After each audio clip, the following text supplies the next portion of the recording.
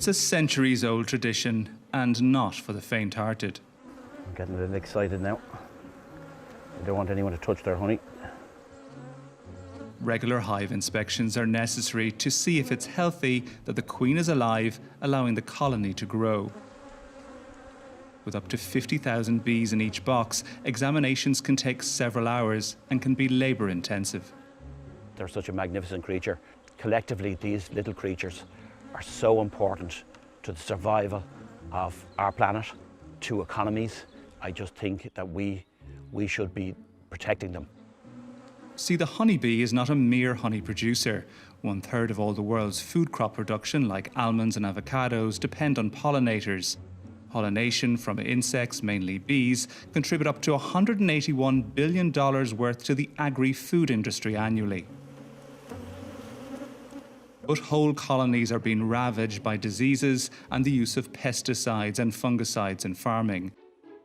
Last year in the United States, beekeepers lost 43% of their colonies. The good news, though, is that smart bee technology could be coming to the rescue.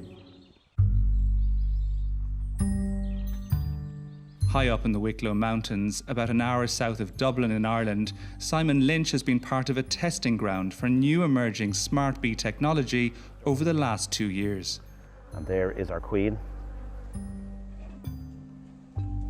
A small internet-connected sensor has been placed under the roof of the hive, where it measures temperature, humidity, sound and movement.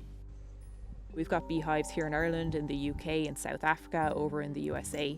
And what we've been doing for the last 2 years is collecting data from these beehives, building a giant beehive database. Irish startup Apis Protect claims its sensors can help reduce losses and improve the health of honeybees worldwide by alerting beekeepers immediately if there's a problem in the hive.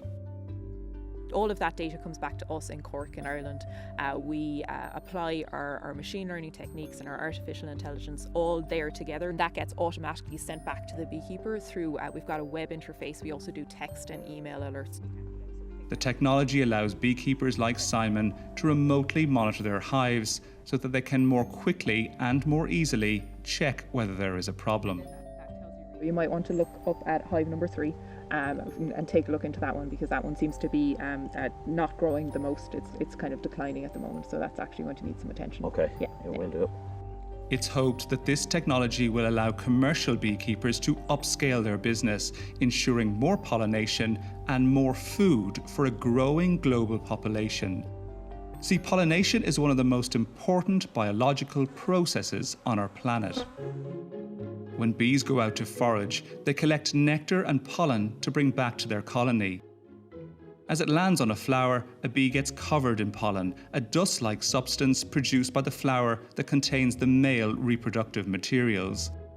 As the bee moves from flower to flower, the pollen falls off, hopefully dusting the female reproductive structure.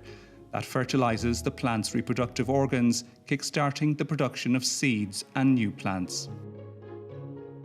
I think this will give me the possibility of increasing my apiary and producing more honey, and for my part helping the environment more in terms of pollination. Essentially, they're going to be able to keep many, many more hives for the same amount of workers, the same amount of spend on things like feed and treatments, and they're going to be able to dramatically increase the amount of pollination and honey output that they've got in their operation. Beekeeping may be an historic tradition, but smart technology hopes to ensure it has a fruitful future.